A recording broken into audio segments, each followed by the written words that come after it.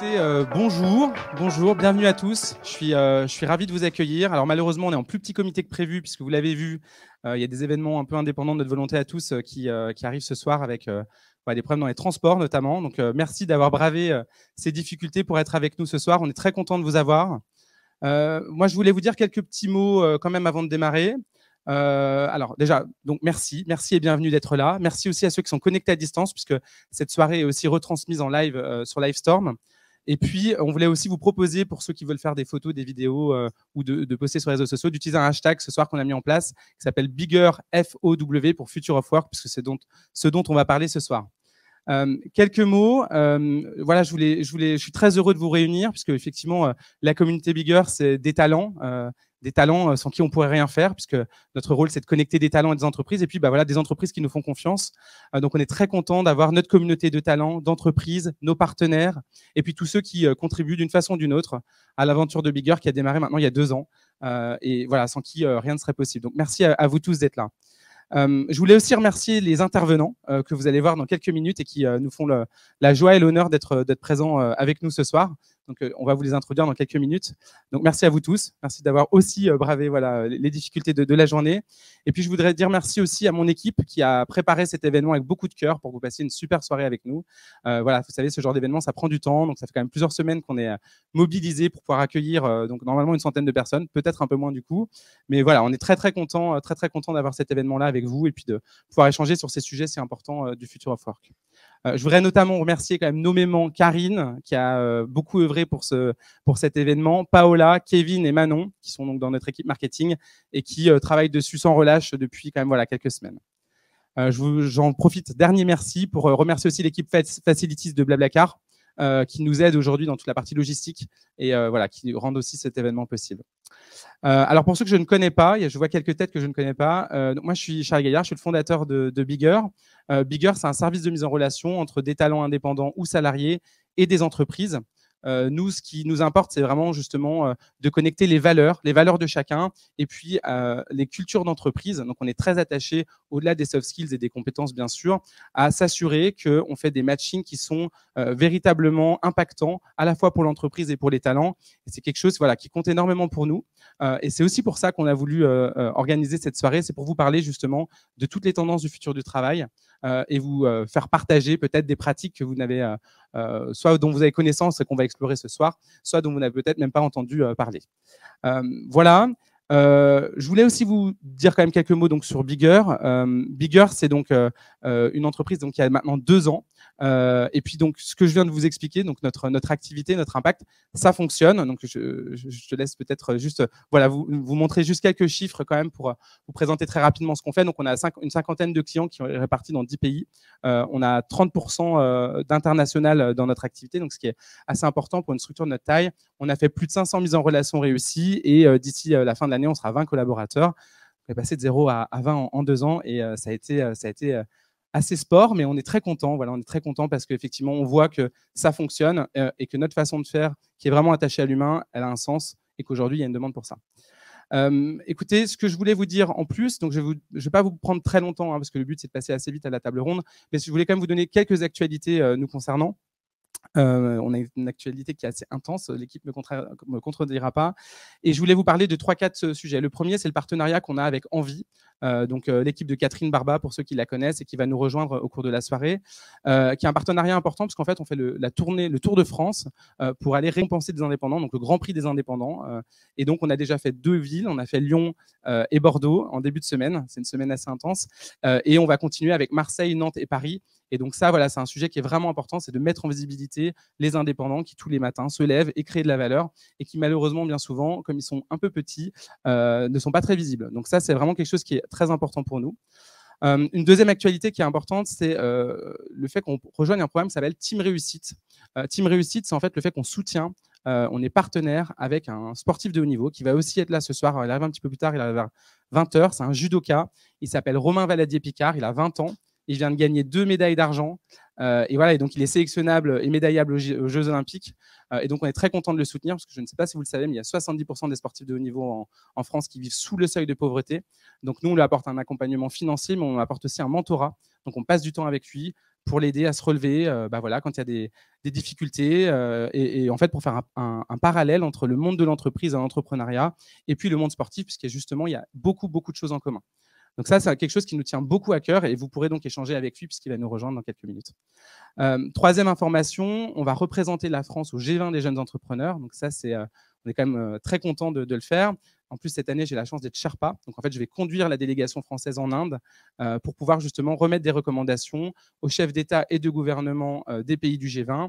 Et puis, on va pouvoir networker avec plus de 800 entrepreneurs, puisqu'en fait, cette année, c'est, comme l'a voulu la délégation indienne, c'est un format qui est ouvert aux autres pays. Donc, ce n'est pas uniquement les pays du G20. Ce qui fait qu'on sera très nombreux et ça va être un moment, je pense, très important. Donc, j'essaierai de vous partager ça aussi sur les réseaux sociaux autour d'un thème qui est Together We Are One. Donc, comment on travaille vraiment ensemble dans un monde ouvert. Et ça, je pense que c'est aussi des sujets qui sont importants pour le futur. Avant-dernier sujet, promis, c'est plus très long. Je voulais vous dire qu'on est officiellement entreprise à mission. J'en avais parlé il y a quelques mois pour ceux qui étaient là lors de notre premier événement.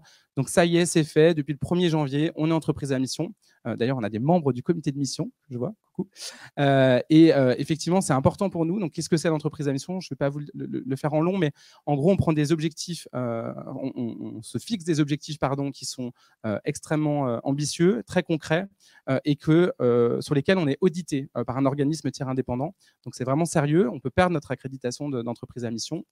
Et donc, nous, notre raison d'être, c'est de transformer la passion en succès.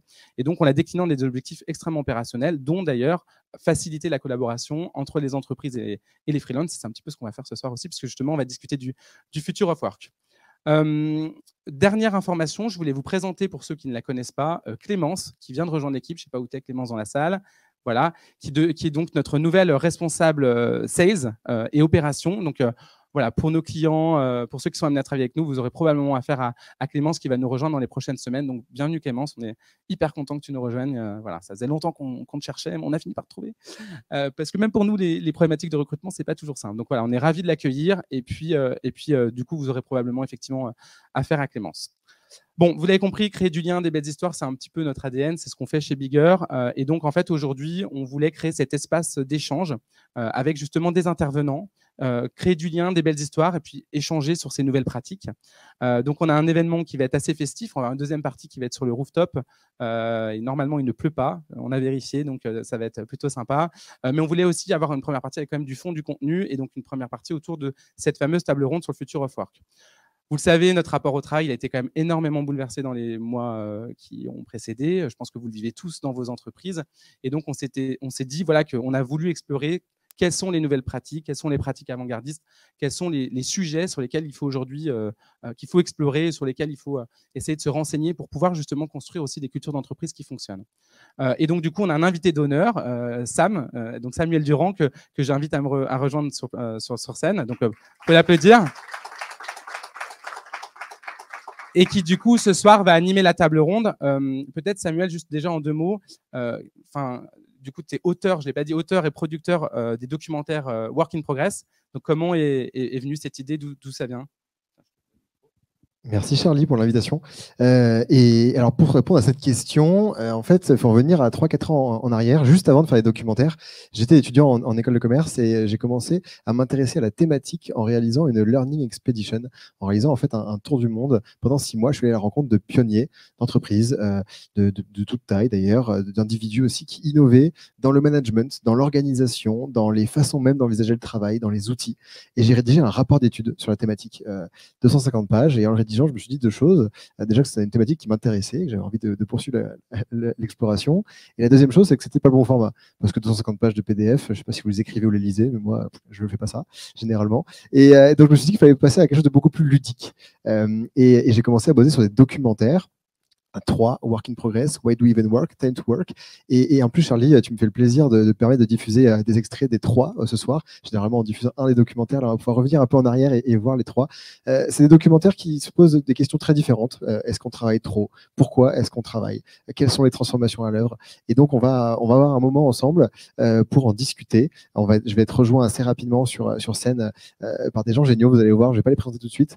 Je vais vous demander d'abord de sortir votre téléphone, ce qui est peu commun dans une salle de cinéma, vous allez voir. soir, parce que vous allez pouvoir participer à la soirée. On ne sera pas de trop pour voilà, décrypter le futur du travail. Il y a un Wi-Fi qui nous est fourni. Alors, le mieux, c'est de flasher le QR code. Si vous n'y arrivez pas, c'est Fun and Serious Guest. Et le mot de passe est ici. Je vous laisse quelques secondes pour vous connecter. Et après, on va passer à un deuxième QR code. Est-ce qu'il fonctionne, ce QR code? Alors, s'il ne fonctionne pas, vous allez sur Fun and Serious Guest et vous tapez. Et je vais vous le lire en majuscule, vous me dites quand vous êtes prêts.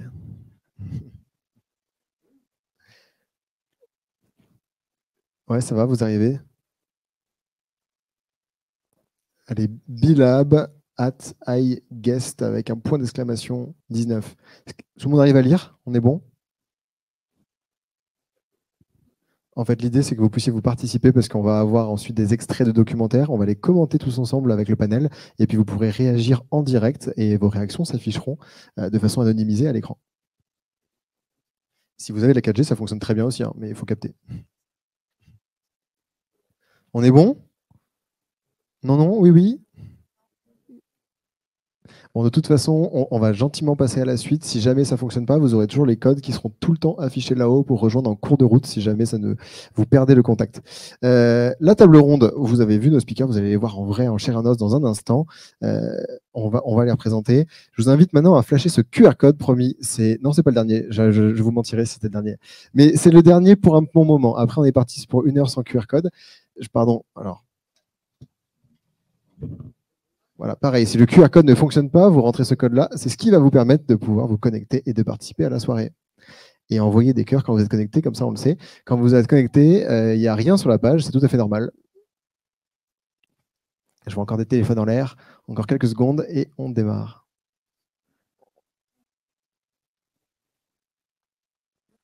Allez, les téléphones se baissent pour la plupart. Pour ceux qui ne sont pas encore connectés, le code sera toujours affiché de là-haut si vous voulez rejoindre en cours de route.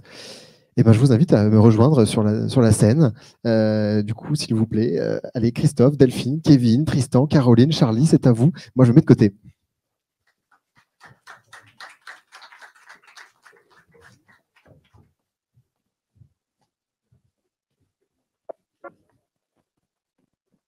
Alors, on va démarrer en regardant un premier extrait. Et je vous demanderai de vous présenter et de réagir à cet extrait juste après. C'est le trailer du documentaire Why Do We Even Work qui pose cette question, qui est dans le titre, pourquoi est-ce qu'on travaille? Et la deuxième question, c'est pourquoi est-ce qu'on rejoint une organisation plutôt qu'une autre? Et voilà, on essaie de répondre à cette question en 1 heure à peu près. Et là, on va juste regarder un petit trailer, on en parle juste après. Why do we even work? We work to eat and to live. Seriously, is that all? Am I just working for money? I want to have fun. I want to spend my days with people I love and I care about. I want to feel useful. But is it even possible within companies? Money itself is not a purpose. It is the increasing expectation employees have. They want more out of their work life than simply a paycheck. When you connect with a company that you feel passionate about and that you're doing the right thing, it doesn't feel like work. Ce qui compte, c'est des rapports humains de qualité qui soient authentiques et pas l'espèce de bullshit entrepreneurial fake. Great work environment today for a lot of jobs is flexibility. Dozens of employees moved from, let's say, Paris to the countryside. It just brings together everything that I like to do in my personal time. The values of craftsmanship can be compatible with being somebody's employee. Everyone, I think, has creativity in them. Some people don't maybe admit it. When companies were created initially, it was for a mission. But it also isn't incompatible at all with growing a strong, vibrant, profitable company. Je pense que oui, ça va passer à un moment donné par la réponse à cette question en quoi l'entreprise elle est profondément utile au monde d'aujourd'hui et au monde de demain. Et si on n'est pas en capacité de répondre à cette question, probablement qu'on va mourir en tant qu'entreprise. Alors, la question que je vous pose à toutes et à tous sur vos téléphones et à vous 6, et ce sera l'occasion de vous présenter, de nous dire qui vous êtes, ce que vous faites, c'est si vous deviez conserver un seul levier de motivation, lequel choisiriez-vous? Alors, je vais vous donner un peu plus de contexte là-dessus. C'est que dans ce documentaire-là, on part du principe qu'on travaille pour des raisons assez similaires, en réalité, peu importe le domaine dans lequel on travaille, et qu'au-delà de l'argent, on se lève le matin pour 3 choses. Soit pour l'environnement de travail, dans lequel on met le lien social, dans lequel on met aussi la flexibilité, parfois les avantages inhérents à son entreprise, à son secteur, à son industrie. Soit pour la tâche en elle-même et la façon dont celle-ci est exécutée, parce qu'on est beaucoup à pianoter sur des ordinateurs et à répondre au téléphone, et franchement, c'est pas forcément ça qui va être un levier de motivation. Et puis la mission, qui est l'idée de contribuer à un projet plus grand que soi, quelque chose qui nous dépasse. On va démarrer peut-être juste par ici. Tristan, t'aurais répondu quoi, toi?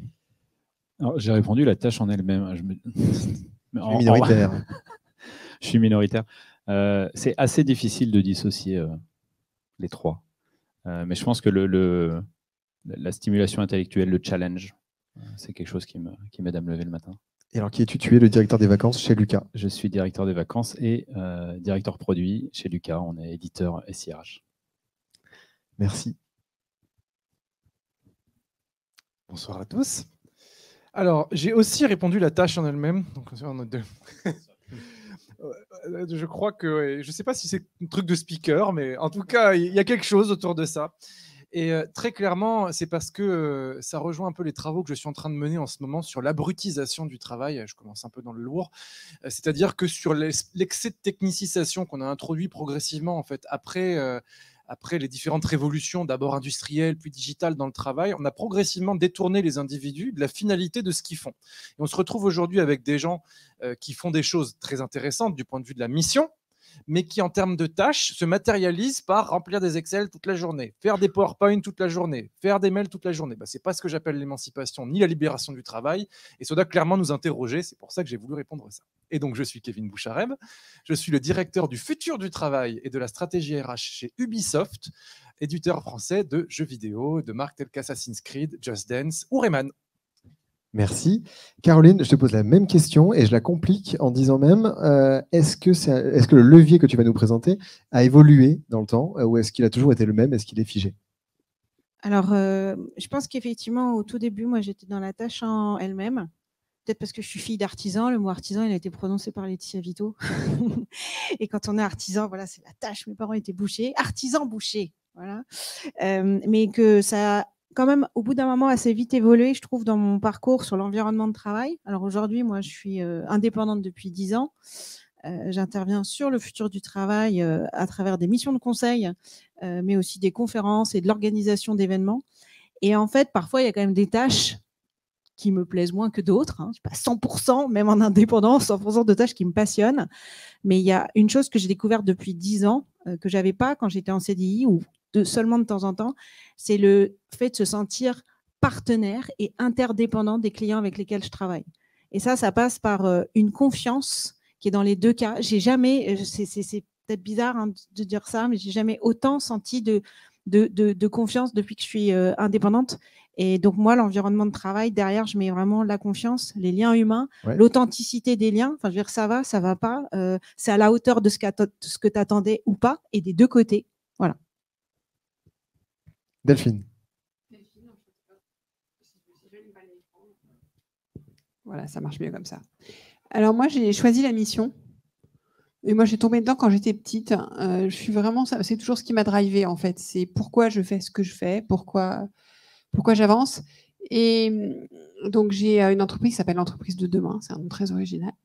Un podcast aussi. J'ai choisi mon métier à 17 ans et à 30 ans, un peu plus même.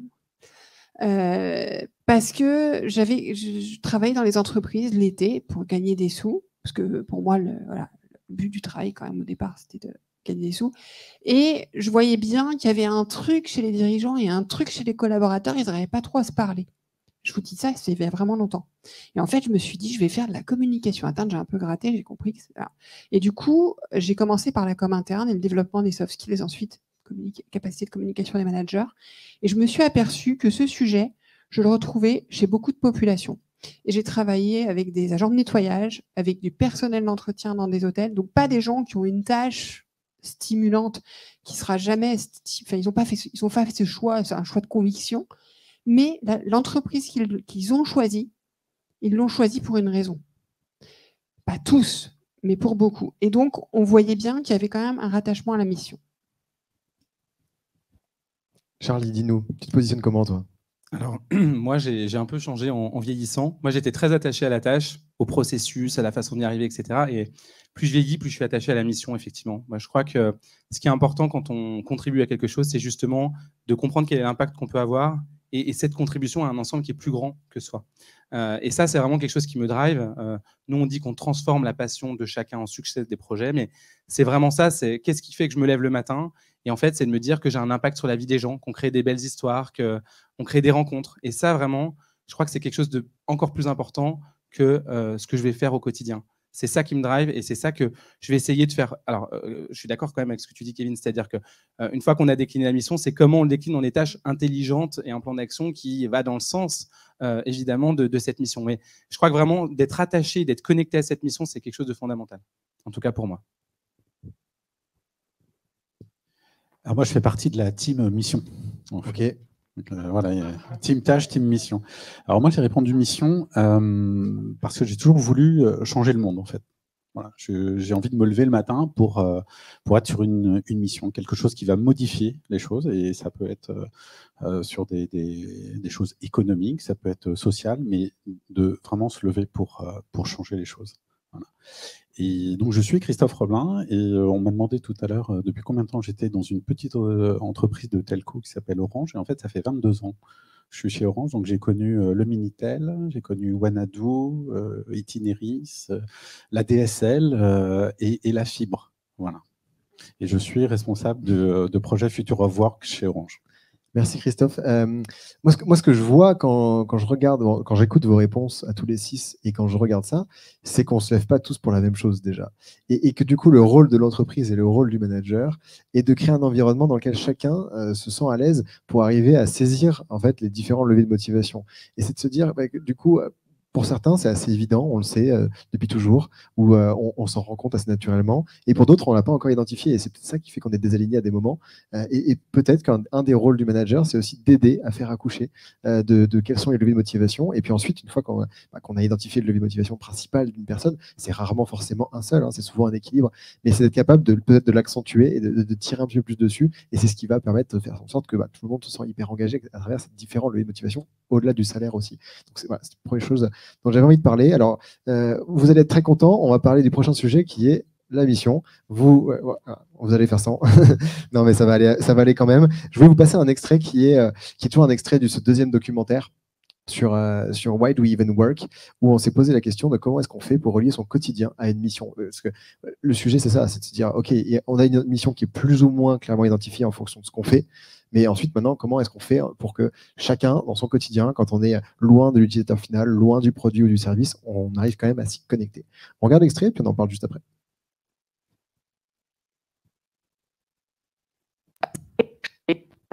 Growing up in Romania, my parents chose to send me to a school because I did not have access to education where they seemed to live. So they sent me as a kid to a different city, which was quite far from where I used to live. And that meant a lot of effort for them, but also for me as a kid. And so that makes me realize now as an adult how difficult that was to have access to great education. And so when working for a company that's mission driven, I have this in the back of my mind as I work, on various opportunities, whether it's partnerships or just creating new relationships, that my action will eventually impact individuals like myself who did not have access to traditional education. So I think that's just the main driver in everything that I do. Our consumers, that we have this social mission, that we use our company to advance social change in the world. Those consumers are measurably more loyal, about 4 times more loyal than consumers who just think we sell them ice cream. Those consumers who know what we do are less likely to buy Haagen-Dazs when it's on sale 2 for $5 at Walmart, right? And so if that works for us, it can work for any company. And I think the other important thing that, whether you call it having a purpose or being values-led, it is an incredibly powerful motivator for employees. I don't think I would ever work for a company that doesn't have a clear purpose. You do what you got to do to put food on the table, obviously. And if you're in the position where that's what you need to do, then, you do what you got to. But as far as what I would want to do and what would call to me, that's a big part of why I'm here at Ben & Jerry's. It's a big part of why I've stuck around. And if I were to ever leave here one day for whatever reason, I would definitely be looking for a place that had a similar sort of mentality where they're not just here for the bottom line or to make money for shareholders, but we're here to make the world better. But I've been part of the Ben & Jerry's Foundation, and I've been able to go and actually talk face-to-face with the people who are impacted by the decisions we make and the things we do as far as funding various organizations. And I keep that in the back of my head. So as we're fighting through issues on the production floor, or we're struggling with waste, or whatever we might be doing, in the back of my head, I can always remember it's part of something bigger, and it's making an impact in the world. And that kind of colors things in a really positive way. Even if you don't agree with the particular position we may have on the criminal justice system, that's what's important about Ben & Jerry's. No matter where you sit in the company and who you are, there is a way for you to connect with the mission and values of the company. Delphine, tu étais tout à l'heure en train de nous parler des agents d'entretien que tu avais observés, et tu disais que c'est une tâche évidemment qui paraît assez pénible. Est-ce que c'est justement parce que la tâche est pénible et qu'on est au plus proche de la tâche que la mission paraît si évidente? Alors là, c'était dans un centre de vacances. L'exemple que j'avais en tête, c'était dans un centre de vacances. Et en fait, pour résoudre un problème de qualité, on est allé creuser justement le rapport à leur travail. Et en fait, ils expliquaient qu'ils avaient choisi d'être dans un centre de vacances parce qu'ils avaient des personnes qui étaient là, qui étaient contentes d'être là, et que leur frustration, c'est qu'ils ne voyaient pas les clients, que les clients ne les reconnaissaient pas. Et donc, en fait, ils étaient déconnectés à la mission. C'est-à-dire qu'en fait, on pouvait penser qu'ils étaient connectés à la mission parce qu'ils mettaient dans les appartements les serviettes, etc., mais ils ne mettaient pas le bon nombre de serviettes. Et en fait, ils avaient un problème de reconnaissance et de connexion. Donc, c'est là aussi où parfois c'est un peu subtil. C'est que la connexion à la mission, elle peut paraître évidente du point de vue de l'employeur, mais il peut manquer quelque chose de fondamental pour le collaborateur qui finalement est assez simple qu'on n'aurait pas imaginé. Donc, dans ce que tu disais tout à l'heure aussi, je pense que c'est important de laisser tomber nos préjugés, de ne pas penser qu'on sait à la place des gens. Voilà, pour aller chercher comment connecter le métier à cette mission. Et parce qu'à l'inverse, j'ai vu dans des laboratoires pharmaceutiques qui créent des vaccins, des gens qui n'arrivent pas à se connecter à leur mission, alors qu'ils sauvent des vies. Bien sûr. En fait, ça semble plus facile de se connecter à une mission quand on a un produit ou un service qui est évidemment lié à quelque chose d'utilité publique. Mais quand on voit un Ben & Jerry's qui fait des glaces, on peut imaginer que ce n'est pas forcément d'utilité publique, mais qui arrive à quand même s'engager sur des sujets de société. En fait, la problématique, elle est la même. Elle est quand même de faire en sorte que cette mission, elle rayonne un petit peu partout. Christophe, ton point de vue sur la question? Oui, alors ce qui est intéressant, c'est qu'avant Orange, on s'appelait France Télécom, et avant, on s'appelait les PTT. Et en fait, on avait un vrai rôle d'utilité publique. Dans les années 75, lorsque le président Giscard a décidé du plan Télécom, il a fallu installer le téléphone pour tous. Et là, il y avait une mission. Et ensuite, dernièrement, la mission, c'est aussi d'installer la fibre pour tous. Et c'est cette mission supérieure de l'entreprise qui nous guide aussi. Et c'est ça qui est très, très intéressant, c'est comment on est tous derrière, pas forcément un Sherpa ou une personnalité, c'est utile pour mener la mission, mais derrière une vision de l'entreprise qui va, encore une fois, résoudre parfois des problèmes ou amener des solutions ou amener de l'innovation pour les citoyens. Complètement, et cette mission, je pense qu'elle est comprise par l'ensemble des collaborateurs du groupe, mais comment, parce que le collaborateur, il est loin de l'installation de la fibre, il est loin de l'utilisateur final. Est-ce qu'on a des clés pour faire en sorte qu'une fois qu'on a compris cette grande mission, on arrive au quotidien se l'appliquer, à trouver quelque chose qui nous y fait penser, quelque chose qui, dans les moments difficiles, devient quelque chose qui a un vrai levier? Si vous n'en avez pas, moi j'en ai. Peut-être des points de transparence. Je sais que chez Lucas, c'est une des valeurs qui est appliquée et qu'on voit au quotidien de transparence dans l'entreprise, dans les décisions, dans les modes de management, pour justement être aligné dans cette mission. Alors c'est un peu particulier et je pense qu'il y a un peu un double sens dans la mission. Tu parles. Les boîtes, elles ont leur mission. Nous, c'est de faire les meilleurs logiciels RH possibles. Mais toi, Ben & Jerry's, leur mission, c'est pas de rendre les gens... gros, quoi. Et du coup, il y a ce côté souvent RSE. C'est quand une entreprise à mission, je pense qu'on attend souvent aussi ce côté RSE. Ouais. Et Il faut peut-être faire attention au mission washing. Ouais, clairement. Non, mais, et puis même, c'est intéressant de préciser les termes parce que justement là-dessus, quand on parle de quête de sens, on a tendance à mélanger un peu deux concepts et qu'on comprend mieux quand on passe par l'anglais. Parce qu'en fait, en anglais, ils vont séparer les deux. On va avoir la quête de sens individuelle, qu'on peut traduire par meaning, et la quête de sens collective, globale, qu'on peut traduire par impact. Et en fait, meaning, c'est ce qu'on a vu juste avant. Ça peut être n'importe quel levier de motivation. Peut-être que moi, je peux trouver du sens juste dans le fait d'avoir des collègues avec lesquels je m'entends bien, d'avoir la flexibilité dans mon travail, d'avoir de l'apprentissage dans ma tâche, et ça me suffit. Et je m'en fiche de l'impact en fait. Et c'est ça qui va me motiver. Et pour d'autres, en revanche, c'est vraiment l'impact et l'impact, l'utilité publique qu'il peut avoir. Et donc déjà, la première solution, à mon avis, ça va être de commencer à faire la différence entre l'un et l'autre. Et puis l'autre chose, c'est que dans une société comme Orange, c'est quoi? C'est des dizaines de milliers de collaborateurs. C'est peut-être difficile de se connecter à la mission d'Orange parce que c'est hyper nombreux et on a du mal presque à se représenter le nombre de personnes qu'il peut y avoir. En revanche, c'est beaucoup plus simple de se connecter au projet sur lequel on travaille à un moment donné, de se dire en ce moment, je suis vraiment en train de travailler pendant 3 mois avec cette équipe de 12 personnes, je sais exactement à quoi ça sert, quelle est mon implication au sein de l'équipe. Et donc, peut-être qu'en fait, c'est pas forcément un problème de ne pas être engagé à travers la mission globale de l'entreprise, mais de la faire redescendre à un plus petit niveau et de se dire que c'est voilà, je suis hyper engagé sur le projet sur lequel je bosse en ce moment pendant 3 mois. Après, je passerai à un prochain projet, toujours au sein d'Orange, mais c'est peut-être à ça qu'on va se connecter plus facilement. On va passer à un autre extrait qui, lui, nous sort d'un autre documentaire, qui est le tout premier. On va parler d'un sujet qui fait évidemment partie du futur du travail, qui est le freelancing. Et là, on fait un bond en arrière pour aller voir Louise, qui nous parle du moment où elle est devenue indépendante. Elle est passée de salariée à freelance. Elle a choisi un moment assez particulier. C'est le moment de sa grossesse. On regarde ça, et puis on en parle juste après. Passion that drives freelancers, the desire to break free from the traditional path, to define their own working conditions, their own rules. I actually met Louise, who became a freelancer after a 10-year career in digital marketing and social media, and she has chosen a very special moment to make this transition. She is also the co-founder of her own freelancing collective, Lukum. J'ai décidé de quitter l'entreprise parce que l'entreprise avait une dimension assez cloisonnée. Je ressentais aussi un certain élitisme, en tout cas dans les grandes agences de publicité, où on est un petit peu jugé et classé en fonction de son pédigré de l'école qu'on a fait. Je me sentais pas forcément à ma place.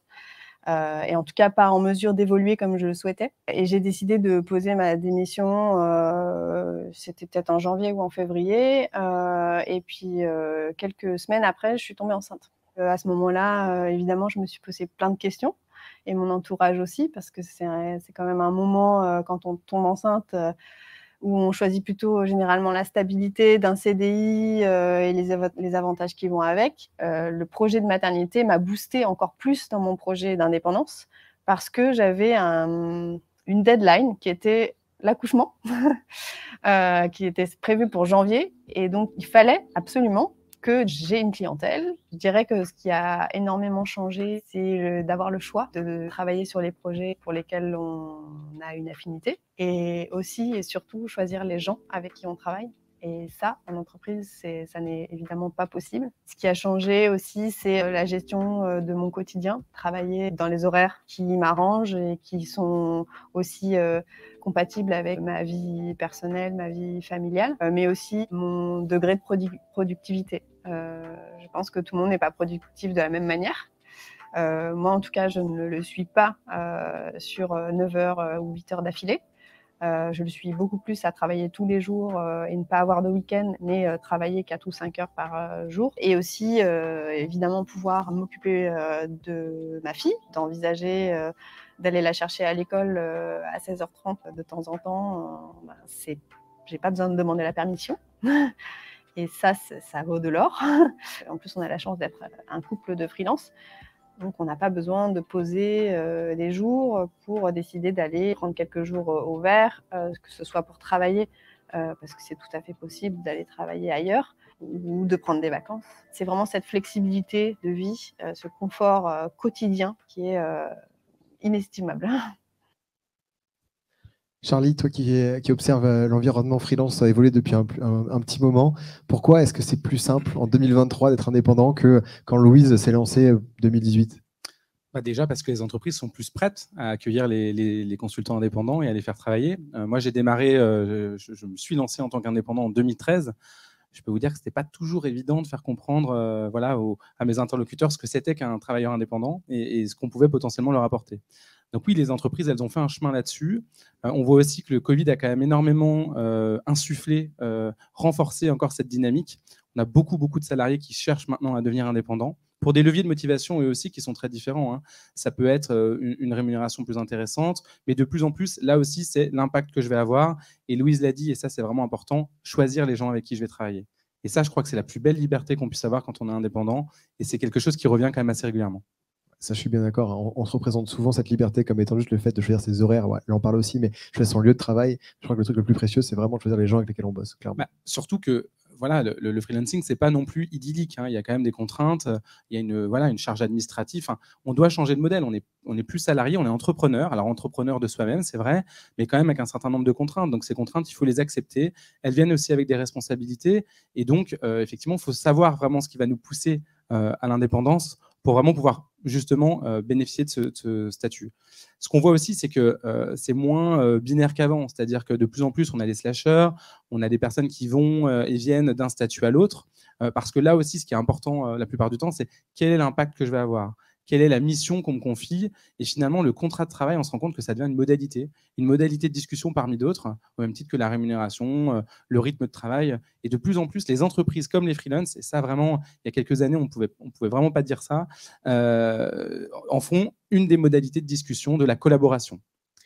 Et on a aussi tout un écosystème assez puissant qui s'est créé pour les indépendants, que ce soit des outils pour travailler, que ce soit pour des mutuelles, des banques, en fait, qui sont dédiés des offres pour les indépendants, qui font que c'est quand même plus simple de se lancer aujourd'hui complètement. Tu as commencé en parlant des entreprises. En entreprise, quelle est la réalité là-dessus, sur cette entreprise étendue? Est-ce qu'on y arrive? Est-ce qu'il y a de plus en plus d'indépendants? Christophe, je sais que tu étais aux premières loges d'Envie quand le projet s'est lancé avec Catherine. Cette entreprise étendue, un mot là-dessus? Alors, je crois qu'on est encore loin du compte. Ça reste encore un rêve. Et pour rebondir sur ce que tu dis, ce que j'ai trouvé intéressant, c'est que le Covid nous a remis tous un peu face à la quête de sens. Et finalement, c'est pas une question de génération. Souvent, on parle de freelance, on dit ouais, c'est pour les jeunes. Alors, c'est vrai que les jeunes ont l'air d'avoir plus envie d'être indépendants. Mais je vois aussi des gens à 50 ans passés qui se sont dit mais moi, je voudrais être freelance, ou alors comme je peux pas pour des raisons de sécurité d'emploi, à l'intérieur de l'entreprise, et tu en parlais aussi, ce rôle du slasher. Et du coup, il y a tout cet écosystème qui est en train de se mettre en place au sein des entreprises. Alors, je vais vous dire un secret, chez Orange, c'est encore un peu tabou. On n'a pas le droit d'être slasher, c'est un peu sous le tapis. Mais c'est intéressant parce qu'il y a une communauté de slashers qui est en train de se créer.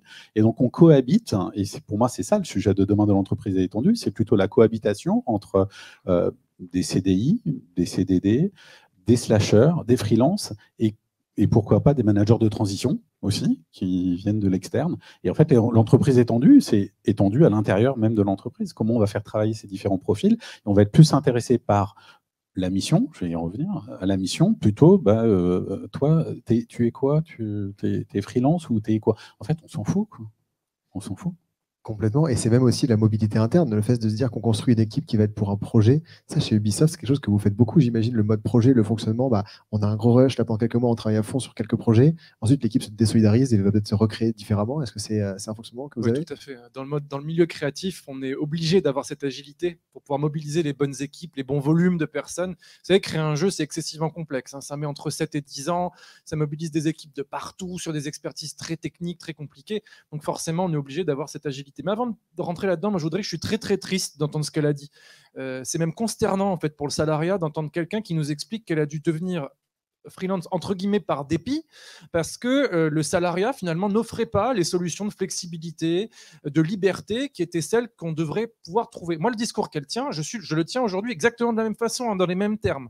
Quand je parle de libération du travail, c'est exactement ce vers quoi il faut aller. C'est pas parce qu'on a un contrat de subordination qu'on doit nécessairement cadrer le temps, le lieu, les modalités d'action au travail. On peut tout à fait libérer ça et rester quand même dans un contrat collectif qui est celui d'une mission vécue. Sur la question des collègues, en revanche, c'est vrai. C'est vrai que l'indépendance est le meilleur cadre probablement pour choisir ses collègues, ses clients, son environnement de travail. Et je dois vous dire que parmi mes étudiants, parce que j'ai la chance d'être enseignant dans un certain nombre d'écoles, j'ai un certain nombre d'étudiants qui me disent bah, moi, je préfère devenir indépendant parce que je ne supporte pas bosser avec des collègues dans cette boîte-là. Ils sont nuls, ils sont chiants, ils sont ci, ils sont ça. Ils me le disent en ces termes, on en pense ce qu'on veut, mais on voit quand même que le rapport à l'altérité et à la frustration de manière générale, ça c'est pas que moi qui le dis, il y a des études très sérieuses qui le montrent, baisse quand même un petit peu. Et je voudrais conclure là-dessus en disant que, vous savez, Séguéla disait dans les années 80, 90, 2000, en gros, si tu as réussi ta vie, bah pour réussir ta vie, il faut que tu aies une Rolex à 50 ans. Pour avoir ça, il fallait se conformer au modèle normatif de la vie en entreprise. Et en échange de votre patience et de la frustration que vous accumulez, à accumuler les boss un petit peu bêta, on va dire, eh bien, vous arrivez à avoir un statut social et au bout du compte, vous avez votre Rolex. Bah, ça, évidemment, ça fait rêver plus personne. Je dirais que ça a changé on est passé de Séguéla à Xavier Niel, quoi. Si à 30 ans, tu n'as pas monté ta boîte, voire planté ta boîte, c'est que tu as raté ta vie. Et j'en veux pour preuve que les masters entrepreneuriat des grandes écoles sont aujourd'hui les masters dans lesquels on a le plus de demandes, contrairement aux masters classiques qui préparent aux grandes fonctions de l'État ou des entreprises. Donc il y a un changement de paradigme.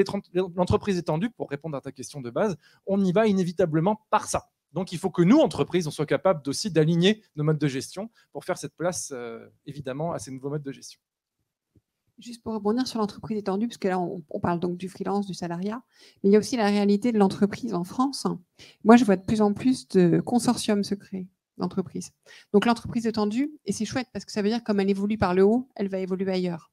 En fait, des entreprises qui se mettent à travailler ensemble, qui sont potentiellement concurrentes, mais parce qu'en fait, pour relever un challenge de marché, et je pense qu'avec l'IA qui arrive, ça va se passer aussi, elles se mettent à travailler ensemble. Donc, c'est intéressant de voir que les choses évoluent par les collaborateurs, mais aussi plus dans un mode presque de gouvernance aussi, avec des choses qui sont expérimentées. Complètement. Et d'ailleurs, même tu parlais d'entreprise à mission, Charlie, tout à l'heure. Et il me semble qu'un des critères, alors je connais mieux Bicorp, mais entreprise à mission, c'est aussi de regarder qui sont les fournisseurs, avec qui est-ce qu'on travaille. Et c'est pas juste l'entreprise en son sein, mais c'est plus large. Et c'est ça l'entreprise étendue, en fait. Et, oui, bah, d'ailleurs, je parlais tout à l'heure de comité de mission. On doit intégrer nos parties prenantes dans nos missions. Donc, on a des représentants des syndicats indépendants, on a des représentants des entreprises.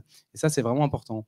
Moi, je voulais ajouter quand même une petite note d'optimisme, parce que donc, on travaille avec beaucoup d'entreprises. Et on voit, je parlais tout à l'heure de justement ce statut qui devient une des modalités de collaboration. On voit que beaucoup d'entreprises ont quand même libéré un peu leur culture, sont plus ouvertes. Et ça aussi, je trouve que ça nous emmène vers des statuts qui sont moins clivants l'un et l'autre qu'avant. Parce qu'on peut très bien être salarié dans une entreprise et jouir d'une très grande liberté, comme être indépendant en régie depuis 3 ans pour un même client, avec des horaires quasiment imposés, même si c'est interdit, et une possibilité d'action qui est très faible.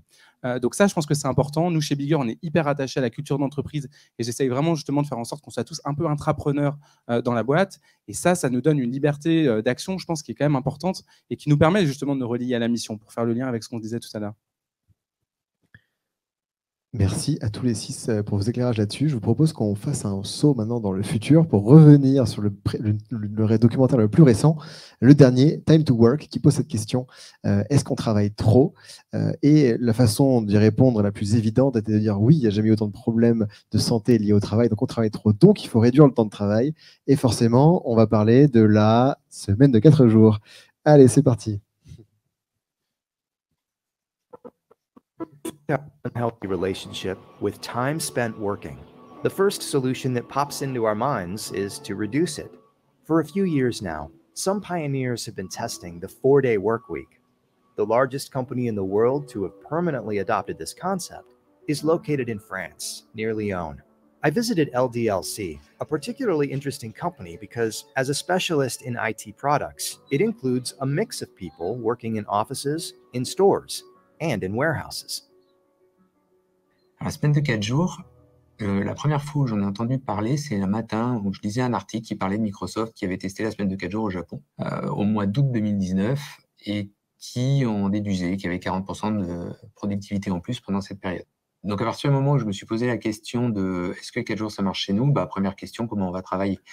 Est-ce que c'est possible de travailler 4 jours? Donc 35 heures, 8h45 par jour en 4 jours, je me suis dit ça va être compliqué. Il y a beaucoup d'enfants, on est jeunes, on a 35 ans de moyenne d'âge. Si jamais je devais le faire, c'est 8 heures par jour. Ce sera 32 heures. Après, du moment où tu te dis ça, tu te dis, OK, mais si je passe aux 32 heures, je les paye comment? Et si je baisse les salaires, ça va grincer des dents, donc je dois maintenir les salaires. La question finale, c'est est-ce que je suis prêt à payer 6% de ma masse salariale pour passer aux 4 jours? Et il m'a fallu 48 heures pour me dire, vu que je pense que ça va vraiment amener du bien dans l'entreprise, dans le bien-être des gens, moi, je suis prêt à poser 6% sur la table pour y aller. The idea of the 4-day work week has gained a lot of momentum over the past few years, and there's good reason for it in the context of diminished work-life balance, increased burnout, and the idea that we should reduce the time spent working and have an extra day of rest is definitely more popular now than ever. Ceux qui ont des métiers pénibles ont vu sur le côté positif. Comme en plus j'avais dit que je recruterais derrière pour compenser et qu'ils ne seraient pas obligés de travailler plus, il n'y avait pas l'inquiétude de se dire mais il va augmenter les cadences, mais on va nous en demander plus sur moins de temps, ça ne va pas être possible. Donc il n'y a pas eu ces peurs et oui, globalement, ça a été vu comme une mesure qui permettait de se dire je vais avoir un temps pour moi, donc je vais être plus reposé, donc ça va me faire du bien. Donc les gens ont vu que le côté positif, et en plus comme le salaire était maintenu, il n'y avait vraiment pas de question. Donc oui, ça a été plutôt très bien accueilli. Alors là, on est 1 an et demi plus tard, et finalement, tout ce que j'avais prévu au début, c'est pas passé comme prévu. Mais dans le bon sens, je n'ai eu que des bonnes surprises. Et si je peux donner un chiffre qui parle à lui tout seul, en 2018, fin 2018-2019, on a fait un chiffre d'affaires de 500 millions d'euros avec 1060 collaborateurs. L'exercice qui s'est terminé en mars 2022, on a fait un chiffre de 685 millions d'euros avec 1060 collaborateurs. On a fait 40% de progression, on est passé aux 4 jours 32 heures et on a embauché personne.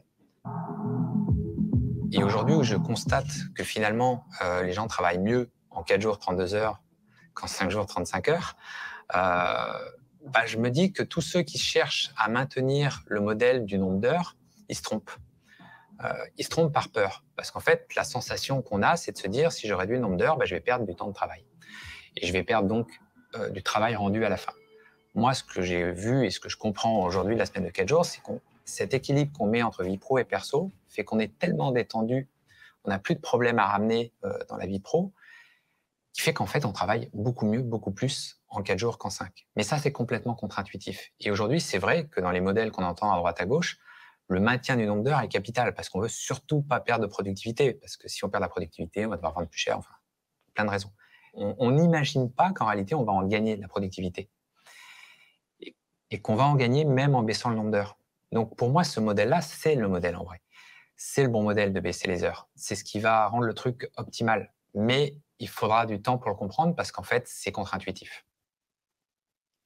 Alors, votre avis sur la semaine de 4 jours, c'est le moment de sortir les téléphones de nouveau. Qui veut se lancer? Au hasard, Caroline. Ah, est-ce que je suis pour la semaine de 4 jours? Ouais, non, mais complètement. Et ton analyse sur LDLC, tout ça. Ouais, mais en fait, tu vois, je vais revenir en 97 parce que quand j'ai démarré à bosser là chez Ubisoft, je sais pas, je devais recevoir 10 mails par jour, quoi. Et quand j'ai arrêté de bosser en CDI, donc il y a 10 ans, donc 15-16 ans après, je sais pas, je devais être à 100-150 emails par jour. Moi, je pense qu'en fait, je suis d'accord avec tout ce qu'il dit. Et en fait, je préciserai juste, je pense qu'en fait, on pense qu'on est productif aujourd'hui, mais on l'est pas. En fait, on a une mauvaise productivité. Je pense qu'on travaille mal. Moi, je passe mon temps à avoir des entreprises qui me disent, avec des études sur leurs équipes. Là, je suis sur une équipe RH en ce moment. Les gens sont hyper frustrés parce qu'en fait, ils ont juste plus le temps de travailler utile. Et en fait, le fait de réduire le nombre d'heures, ça force les gens à se poser des questions comme, qu'est-ce qu'on arrête de faire, en fait, qui finalement n'est pas utile. Qu'est-ce qu'on fait pour nos réunions qui nous prennent 3 plombs et qu'en fait, en 40 minutes, c'est réglé? Il y a quand même des entreprises déjà aux États-Unis depuis quelques années qui disent, en fait, c'est chez Alan déjà, enfin, c'est même pas aux États-Unis, tu vois, aux États-Unis, chez Alan, il n'y a plus de réunions, voilà, ils font autrement, quoi. Donc en fait, il y a un autre truc, ça, il le dit dans une autre, sur une émission YouTube d'1 heure et demie, où il dit, en fait, ce qu'on comprend pas, c'est la surcharge cognitive qui a été créée depuis plusieurs années. Entre la data, entre j'ai un canal WhatsApp pour communiquer, j'ai des emails, j'ai toujours potentiellement mon téléphone, j'ai des Teams, j'ai des chats, etc. Et que ça, on a besoin de s'en reposer. Et parce que sinon, en fait, on n'arrive plus, on ne sait même plus comment bien s'organiser. Absolument, et je crois que ce qui a beaucoup de valeur, et c'est ce que dit aussi Laurent dans le documentaire, c'est qu'on prend conscience de la valeur du temps de chacun. Et en fait, là, même si on a 92% de gens qui sont favorables à la semaine de 4 jours, il y a peu de chances que la plupart des entreprises finissent par passer à la semaine de 4 jours. En revanche, il y a pas mal d'intérêt quand même à se poser la question de comment est-ce que je m'organiserais si jamais je ne devais travailler que 4 jours. Et en fait, de s'appliquer ces méthodes-là sur une semaine de 5 jours et de se dire on peut se débarrasser de plein de tâches superflues quand même là-dessus. Je pense que tu as la bonne route. Je suis tout à fait d'accord avec Caroline et sur l'impact. Et sur, par contre, moi, je travaille sur les sur les modes de leadership et sur les postures managériales avec beaucoup d'entreprises dans des tailles très grandes, très petites, univers différents. Ce que dit pas Laurent de la Clergerie, c'est qu'il est très modeste sur sa maturité managériale. Bien sûr. Et en fait, il y a beaucoup d'entreprises qui sont pas du tout assez matures. Et effectivement, il faut commencer. Ça a été comme le sujet de l'entreprise libérée. Est-ce que c'était la bonne voie, pas la bonne voie? Mais en fait, c'est la bonne voie pour certains, pas pour d'autres. Et je crois que ça doit nous... Enfin, les points qu'a posé Caroline sont fondamentaux. On doit s'interroger sur la surcharge cognitive. Je pense que c'est un sujet... s'interroger sur la façon dont on travaille. Enfin, alors là, pour le coup, quand on a notre compte, c'est un sujet permanent. Parce que, voilà. Donc, comme tu le dis, c'est très sain si ça génère ce questionnement. C'est pas sain si tout le monde... J'ai vu des boîtes partir, je ne sais pas ce que ça va donner, qui ont annoncé à leurs collaborateurs qu'ils allaient passer aux 4 jours d'ici 1 an. Certaines, je me suis dit, waouh, voilà. Ça va être chaud. Ouais, c'est intéressant. Je vous donne un exemple. Tout à l'heure, Laurent, dans l'interview, disait je n'ai eu que des bonnes surprises. Je vous donne un exemple de bonne surprise qu'il a eu. Ce qui fait que ça a bien fonctionné, c'est qu'effectivement, il est très mature sur la posture managériale. Et justement là-dessus, il a décidé de passer aux 4 jours. En revanche, la façon dont ça a été mis en place, ça a été laissé assez libre. Et c'est l'ensemble des collaborateurs qui ont été impliqués. Et il y a plusieurs façons de le mettre en place chez LDLC, en fonction des départements, en fonction de la réalité, des contraintes métiers, de ce qui se passe. Et donc, pour vous donner juste un exemple sur lequel Laurent n'imaginait pas, donc on imagine assez facilement comment on peut gagner du temps et gagner en productivité sur des métiers de bureau. Bon, ça, on se représente assez bien. On a parlé de la réunion tout à l'heure. Mais ils ont plusieurs types de métiers. Ils ont des gens qui sont dans des entrepôts, les logisticiens, et ils ont des gens qui sont également en boutique, sur lesquels il y a une présence horaire. Et en fait, il y a un des employés, un des premiers employés de LDLC qui travaille en boutique à côté de Lyon, à Vèze, qui a été voir Laurent, qui lui a dit, mais en fait, Laurent, nous, il y a 3 types de métiers dans le magasin. Tu sais, il y a des gens qui travaillent au service client, qui attendent que les gens arrivent avec un problème et qui disent, réparez-moi le problème. Il y a des gens qui sont conseillers vente, qui disent plutôt telle télé plutôt qu'une autre. Et puis, il y a des gens qui sont en bac, qui vont réceptionner les commandes, faire en sorte que le magasin fonctionne bien. Et en fait, il y a donc 3 types de métiers, mais il y a plein de moments dans la journée dans lesquels on a des temps morts, dans lesquels on fait rien. Et on aimerait, enfin, c'est des gens qui sont passionnés d'high-tech et qui sont aussi passionnés de contact humain et qui aimeraient passer du temps à discuter plutôt que de ne rien faire, à se tourner les pouces. Donc, ils ont préféré dire, on choisit une intensification de la journée de travail, évidemment, mais elle est choisie, elle n'est pas subie. Et ça nous permet de nous occuper, en fait. Et donc, dans toutes les boutiques qui n'ont pas qui ont plus de 6 salariés, en dessous, ça ne marche pas pour faire des rotations, on continue à fonctionner de la même façon, avec une meilleure polyvalence de chacun des employés dans l'équipe. Ça a été choisi et ils n'ont pas recruté là-dessus. Et ça, c'est le genre de bonne surprise qu'on ne peut avoir que si on laisse les gens s'organiser, avoir un esprit d'autonomie aussi, de prise d'initiative au sein de l'entreprise. Donc voilà pour dire la maturité managériale qu'avait Laurent là-dessus. Et avec du recul, là, ils en parlent. Ça fait maintenant 2 ans et demi qu'ils ont mis en place la mesure maintenant. Voilà, les résultats sont assez impressionnants. Et il passe, lui, si on se demande la question que j'allais vous poser après, c'est que feriez-vous avec une journée off en plus? Je vous redonne ce que fait Laurent avec. Laurent, lui, il passe sa journée off à évangéliser sur la semaine de 4 jours. Qu'est-ce que vous feriez du coup avec cette journée off? Ouais, si je peux me permettre d'ajouter un truc là-dessus. Déjà, je tiens à... Quoi qu'on en pense, je pense que se poser des questions sur le temps de travail, en particulier en France, dont on sait qu'on est sclérosé complètement par 2 fléaux que sont le présentéisme et la réunionite, c'est tout à fait sain. Quel que soit l'aboutissement du process, ça permettra de toute façon de penser mieux. Et donc ça, je trouve que c'est tout à fait sain et tout à fait intéressant. Par contre, et c'est un peu la petite critique que je mettrais moi sur la question de la semaine de 4 jours, j'apprécie beaucoup l'idée de se dire comment on peut agir sur le bien-être des salariés, mais penser qu'il y a une réponse unique qui soit la semaine de 4 jours et qui s'appliquerait de manière unilatérale à chacun, je pense que c'est une illusion. Et je pense que ça produira plus de rigidité, finalement, que de flexibilité. Je suis davantage pour l'hyper-flexibilisation. J'aime bien provoquer un peu quand on me pose là-dessus une question là-dessus en disant, moi, je dis vive la semaine de 6 ou 7 jours, plus que la semaine de 4 jours. On me regarde avec grands yeux, on me dit, mais il est malade celui-là, qu'est-ce qu'il raconte? Non, c'est pas vrai. Parce qu'en fait, et Louise le disait tout à l'heure, il y a des gens pour qui travailler 3 heures, 4 heures par jour pendant 7 jours, ça produit beaucoup plus de bien-être que de travailler pendant 8 ou 9 heures par jour pendant 4 jours. Et je ne voudrais pas qu'on arrive dans un modèle où on ait décidé pour les autres ce qui est bon pour eux et où on introduit une nouvelle rigidité organisationnelle en ce nom de la semaine de 4 jours. Je pense que si on travaille de manière un petit peu plus fine, en allant regarder spécificité par spécificité, métier par métier, parfois même personne par personne, on va pouvoir aller trouver des solutions qui font beaucoup plus de sens. Et je vais vous donner un exemple. Je connais des entreprises qui ont une fonction comptabilité. Ceux qui connaissent un peu la fonction le savent. Il n'y a rien de plus cyclique que la compta. Le closing comptable, c'est le moment où tout le monde flippe. Il n'y a pas assez d'heures dans la journée pour bosser. 35 heures, les gens ne sont pas bien, ça ne suffit pas. Bon. Mais la vérité, c'est qu'après le closing comptable, qui est le moment en fait, où on a saisi tout ce qu'il faut dans les outils, on a mis les bons chiffres au bon endroit, bah, il y a une semaine où, très sincèrement, les gens ne font pas grand-chose. Genre presque rien. Alors, ils appellent les fournisseurs, ils font un peu de relations, c'est sympa. Mais enfin, sincèrement, 5 jours par semaine pour faire ça, c'est tout à fait inutile. Bon, bah, y a des gens très intelligents qui se sont dit, bah, c'est simple, on va faire la semaine, tenez-vous bien, de 3 jours sur cette semaine. 3 jours. La semaine d'après, 4. La semaine qui suit, 5. Et la semaine du closing comptable, qui est le moment où justement c'est le feu, on a une semaine de 5 jours, potentiellement 6, avec tout un tas d'heures supplémentaires qui sont comptées dans le dispositif. Évidemment, tout le monde y souscrit, et je trouve que c'est une manière intelligente d'introduire de la flexibilité par rapport à ce qu'on a à faire. Ça détend tout le monde, et c'est intelligent du point de vue de ce qu'on a à livrer. Et LDLC, c'est ce qu'il a fait pour la compta, parce que la compta lui a dit « Non, mais nous, en fait, la semaine de 4 jours, il y a des moments, c'est pas possible. » Donc, ouais, la flexibilité dans un cadre 4.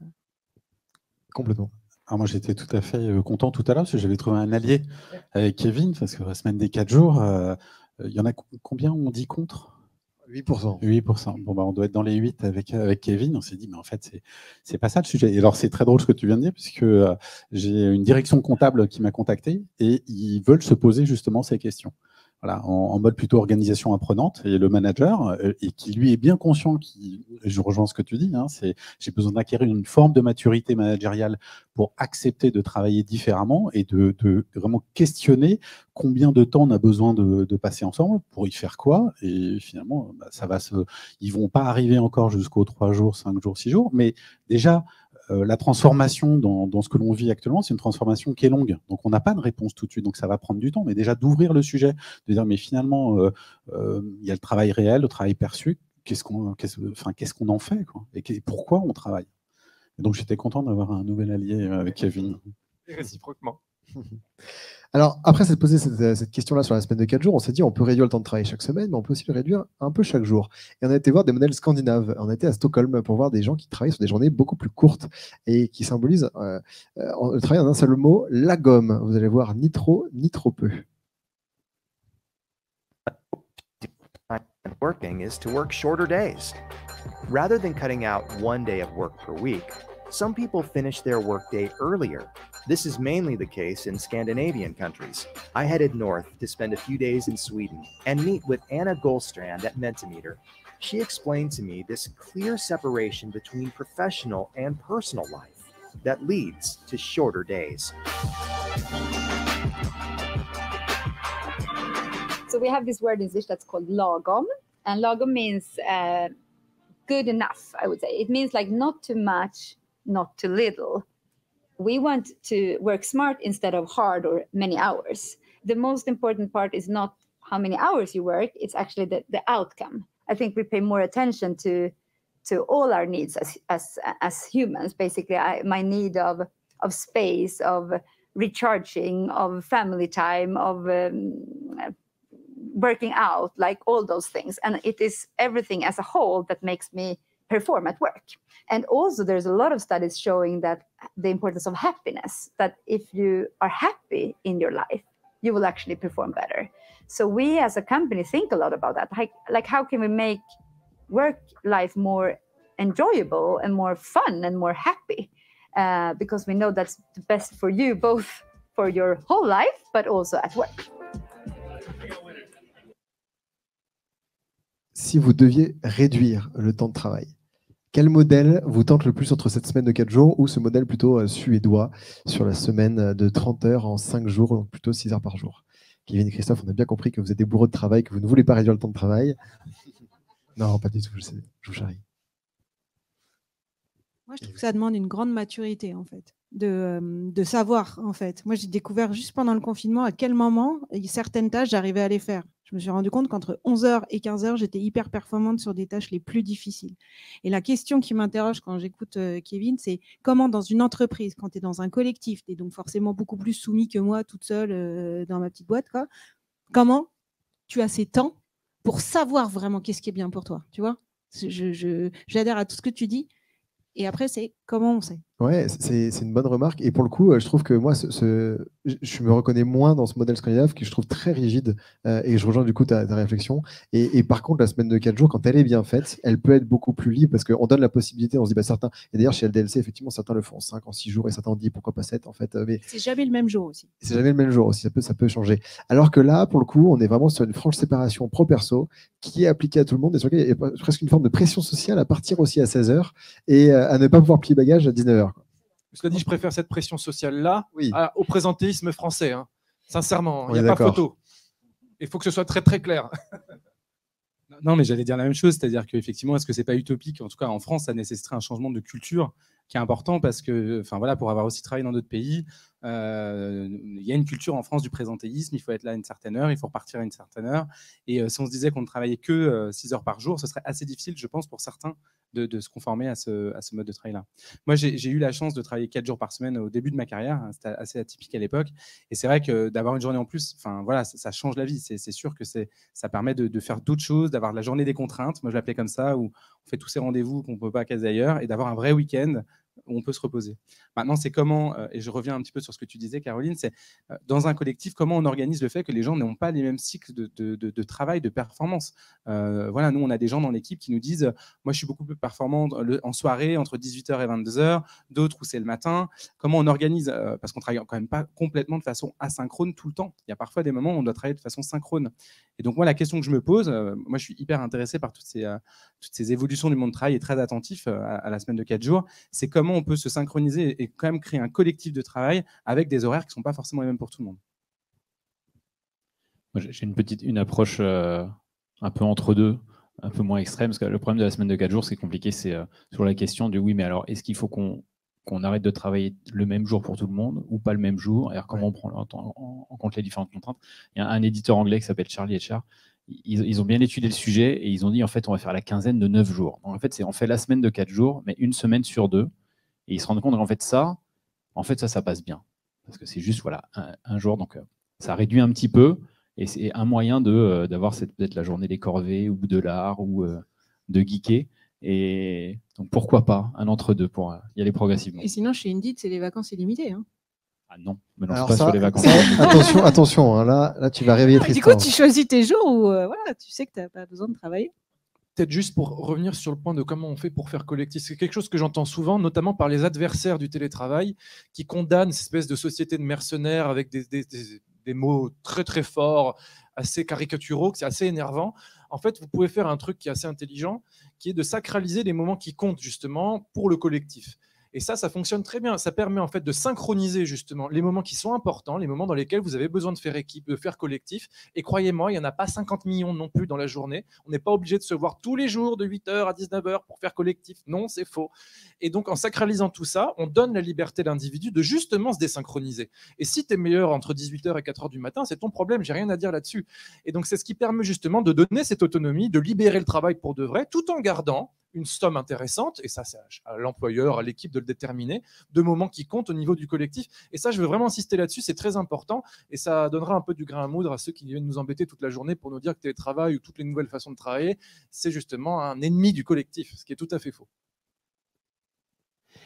J'ai eu plusieurs exemples autour de moi. Je pense que la réponse est dans ce qu'on a dit, c'est-à-dire que il faut trouver une manière assez libre de s'organiser. Tout à l'heure, tu rebondissais, Kevin. Jérôme Frito, le directeur, le DRH de l'assurance retraite que j'ai interviewé sur le podcast, il travaille les 4 jours pour les populations non télétravaillables. Donc pour lui, c'est une façon d'assurer une équité, en fait, une forme d'équité. Donc il n'est pas du tout sur une systématisation. De l'autre côté, j'accompagne des industries qui sont dans des régions proches de la Suisse, très concurrentielles, qui ont du mal à recruter des directeurs de prod, etc. Et je leur dis, mais pourquoi vous ne testez pas la semaine de 4 jours et demi? Parce que là-bas, quand vous donnez une demi-journée, c'est des montagnards, c'est méga cadeau. Vos directeurs de prod, ils font des journées pas possibles quand il y a un problème, ils sont là. Finalement, de toute façon, ils feront le même volume horaire, etc. Et ça peut vous faire un vrai avantage pour vous différencier par rapport à la Suisse ou à d'autres salaires. Et tout d'un coup, ils sont en train de regarder. Donc, je pense qu'on est en train d'ouvrir des chakras importants. Et l'entreprise continuera à faire collectif puisque c'est ce que cherchent quand même les collaborateurs dans le collectif. Donc, effectivement, quand on a la maturité managériale, faut-il l'avoir, de laisser les collaborateurs décider, comme tu as fait chez Ubisoft, quels étaient les temps collectifs qui étaient importants. Je pense que voilà. Donc je pense que c'est et c'est là où j'encourage les gens à voir tout ton documentaire, parce que ton documentaire met bien cette balance sur le fait qu'il n'y a pas une réponse et que par contre il y a beaucoup de questions à se poser qui sont extrêmement intéressantes. C'est ça, on n'est pas là pour donner des leçons, des idées, juste à picorer, des graines à planter. Et justement, on parle depuis tout à l'heure, ça fait 1 heure qu'on parle, on va regarder un dernier extrait, parce qu'on parle du travail en fait sans vraiment l'avoir défini. Et pour le définir, j'ai fait appel, après avoir été voir des entreprises, à un anthropologue qui a passé 5 années de sa vie aux côtés de tribus nomades en Afrique, pour réfléchir à notre définition de ce qu'est le travail et mettre un peu en perspective notre rapport effréné au temps de travail versus ce qui pouvait se passer il y a quelques milliers d'années. On regarde ça, ça sera le dernier extrait, on en parle et puis après on aura l'occasion d'aller discuter de tout ça en buvant un verre juste en haut. A very difficult concept to define in some ways, because we all have very different ideas about what work is, what work can be, and what work should be. If there is a universal definition of work, it's to do with spending energy purposefully in order to achieve some kind of goal. That's something that pretty much everybody would agree with. Where people would then disagree is what kind of activities might be considered work. So one man's work might be another man's pleasure. Somebody might play piano for a job, somebody might play piano for pleasure. So this reminds us that work is not necessarily a universal idea, and not universal in the sense that we tend to associate our work primarily with our jobs. We don't tend to associate it with many of the other activities that we use the word work to describe. So we work at our relationships, we work at our bodies, we work at our sports, we work at our pleasures, we work at our various skills that we acquire in our life, which bring us certain joys and certain amounts of happiness. But we often don't associate that with our jobs. We still have this kind of set of agricultural ideals about how hard we have to work. So we have this expectation that everybody must work, and we organize our societies and our economies on the assumption that somehow everybody has to be productive. Everybody needs to produce. Yet, remarkably, we live in societies where actually most of that production is done by very few people anyway. So we end up producing and inventing and creating.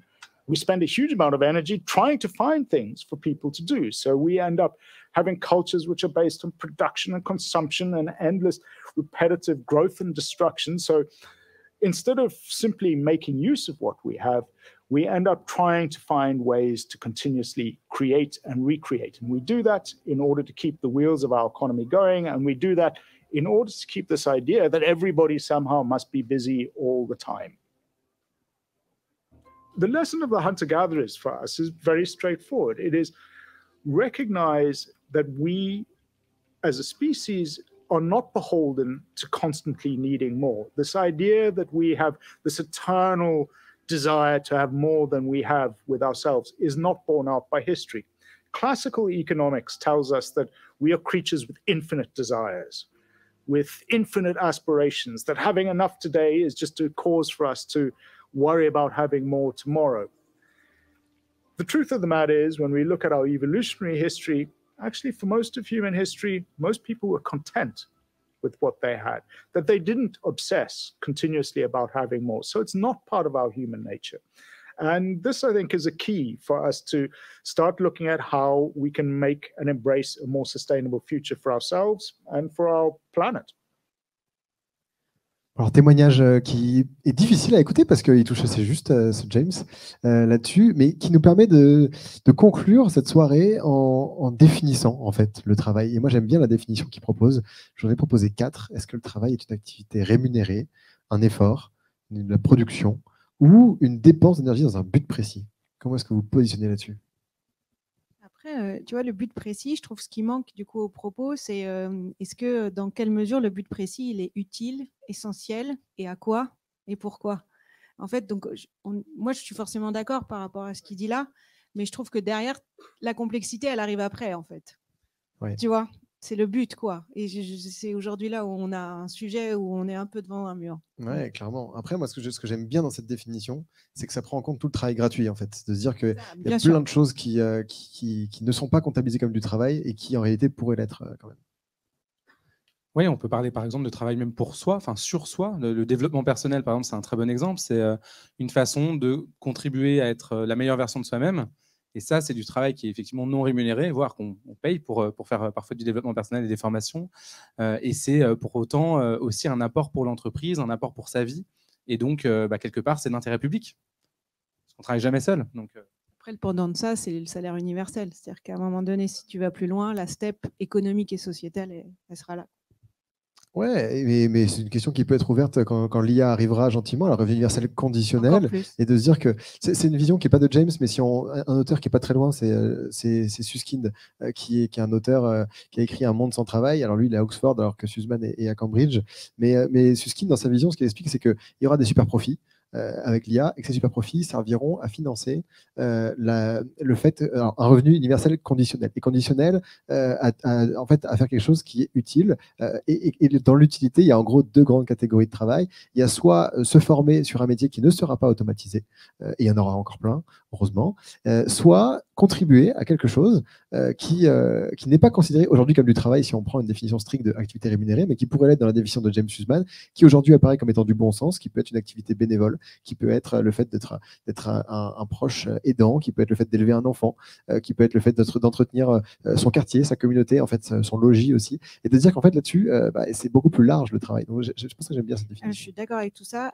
Ça part juste de l'hypothèse qu'on arrête de vouloir plus, comme dit très bien. Parce qu'en fait, si tu continues dans un modèle, même si on va gagner en productivité avec l'IA, si de toute façon à côté, on veut toujours produire plus de trucs, faire plus de choses, tu vois, ça, on manque pas d'idées manifestement. Voilà. C'est pour ça que Keynes s'est trompé et qu'on ne travaillait pas 15 heures par semaine, clairement, alors que pourtant les gains de productivité ont largement augmenté au cours du siècle dernier. Ouais, absolument. Bon, donc, il touche l'idée forcément de décroissance, Sussman, sans la nommer, mais c'est aussi une invitation, je pense, à ralentir juste à une échelle plus personnelle, plus individuelle. On a tous les agendas bien pleins sur les week-ends et sur l'été qui arrive, à mon avis, sur les semaines qui arrivent aussi pour le travail. Et en fait, parfois, on pense toujours à la suite, à ce qui va se passer après, qu'est-ce qu'il va y avoir ensuite. Et c'est intéressant juste de se rappeler que c'est assez chouette de profiter juste du moment présent. Et je demandais en off à James ce qu'il avait le plus marqué dans ces 5 ans qu'il avait passé aux côtés de tribus nomades au Botswana. Il disait que c'était cette capacité à aller boire à la rivière quand ils avaient soif, sans emporter une noix de coco pour la remplir et se dire dans une demi-heure ou dans une heure, j'aurai soif et j'aurais pas besoin de faire les 100 mètres qui me séparent de la rivière.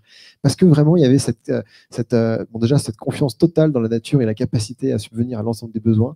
Et puis, cette société d'abondance en fait dans laquelle on vivait, juste parce que c'était centré sur l'instant présent plus que la suite.